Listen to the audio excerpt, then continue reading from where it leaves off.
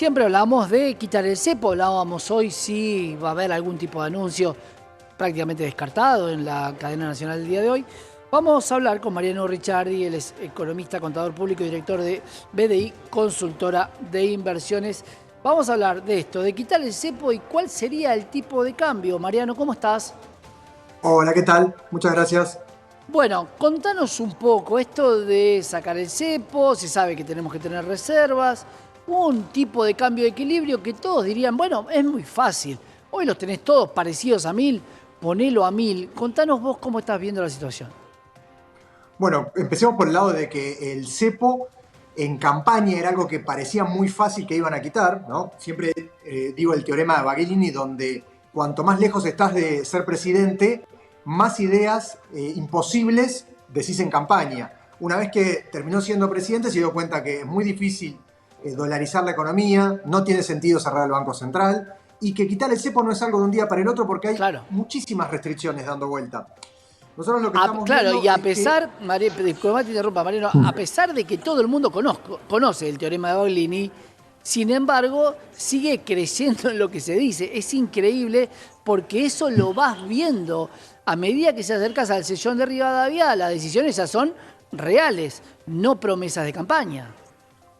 Claro, y vayamos ahora a la quita del cepo. No es que de un día para el otro quitan la telaraña de restricciones que es el cepo, porque el cepo es que no se pueden comprar dólares oficiales, como pasaba antes que uno por banco Claro. podía comprar hasta los 200 que puede comprar. Eso es el cepo del dólar oficial, pero también hay cepo de los dólares financieros. Entonces, lo que creemos es que este primer semestre, acá hasta mitad de año, el gobierno va a intentar quitar ciertas restricciones que hay hoy en el contado con liqui, en los 200 millones de pesos que se pueden liquidar por día, en el blend 80-20 que tienen los exportadores, la restricción de que tiene que volver a banco cada operación que se liquida contra dólares. El uso Y de ir los viendo dólares cómo... directos, eso va a ser, y es raro porque no era parte del cepo en sí, sino que era simplemente una resolución que tenía que tomar Comisión Nacional de Valores y lo podían hacer desde el Ejecutivo. Eso llamó mucho la atención de que el día 1 no estuviera.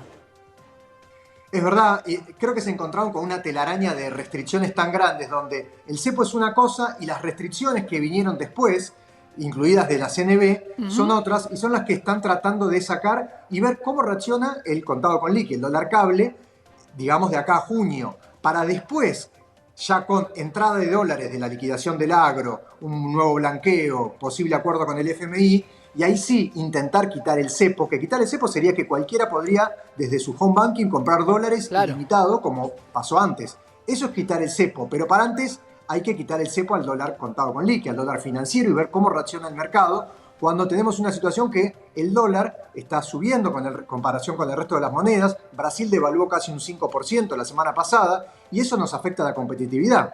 Claro. ¿Y qué va a pasar con el parking, no? Porque hoy ya hay muchos lugares donde vos comprás sin que te importe el parking, pero el parking existe. Es de un día y hay ciertas restricciones para otro tipo de activos. Y por otro lado, esto que hablabas vos del blend. Un blend que un 80-20 hoy, el campo te va a decir, dame 50-50 o no liquido. ¿Cómo ves esa situación? Sí, ahí por un lado el tema del 80-20 tiene que ver también con la pérdida de competitividad que estamos teniendo por mantener este dólar a un crawling peg del 2%, Claro. cuando nuestro principal socio estratégico, Brasil, devaluó un 5% en una semana. Son mayores presiones que van a tener y va a ser difícil. Creemos que ya a partir del mes que viene el crawling peg al 2% va a ser insostenible y debería subir al mismo ritmo que la inflación, que viene bajando. Claro. Llegar a un punto que lleguen a un 4, 5, 6% y que suban gradualmente igual al mismo ritmo, tanto dólar oficial como inflación.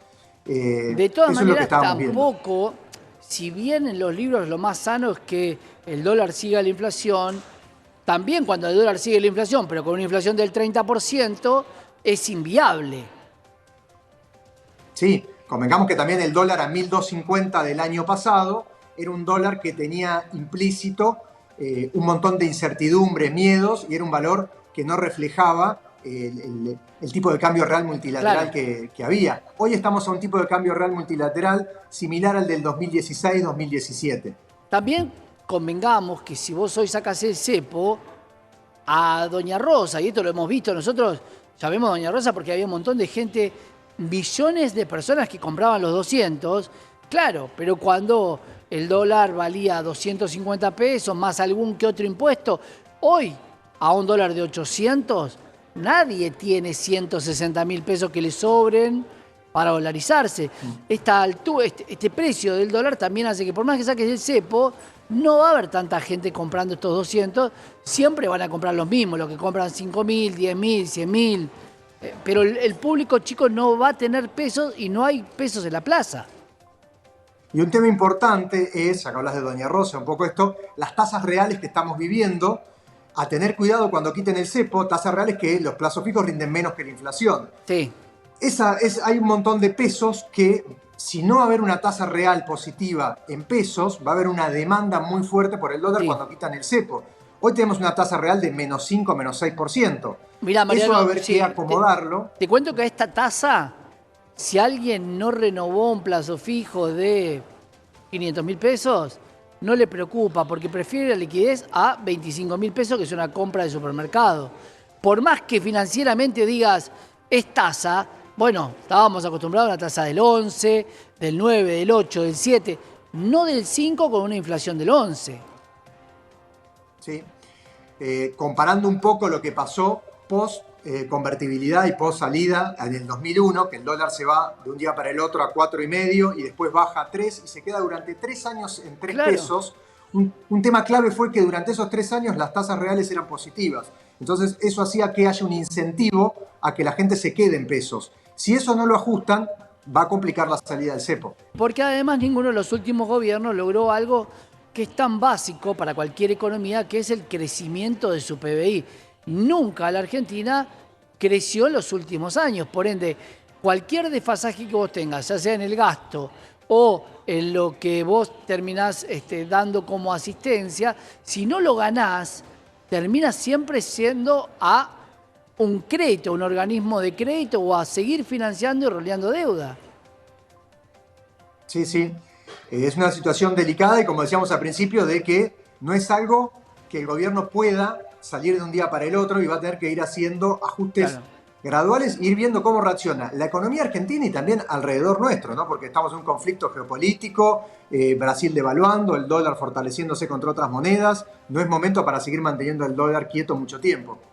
Tocaste un tema, Mariano, que para mí es fundamental, que es mucha gente ha hecho dólar MEP o le han pagado un interés en especie 7.000 o 10.000. Tiene los dólares, dice, quiero comprar un ON, tengo que mandárselos al banco.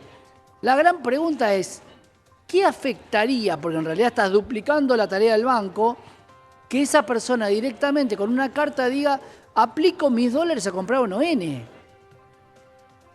Sí, esa es de todas las restricciones la más inentendible, porque en realidad fue en pleno momento de casi fuga de dólares o querer sacar dólares del sistema, cuando llevan el parking de 1 a 2 días a 3, ponen esa restricción que en realidad era, nosotros le decíamos que los dólares tenían que ir a bendecirse al banco, ¿no? Porque recibían la bendición y volvían al broker.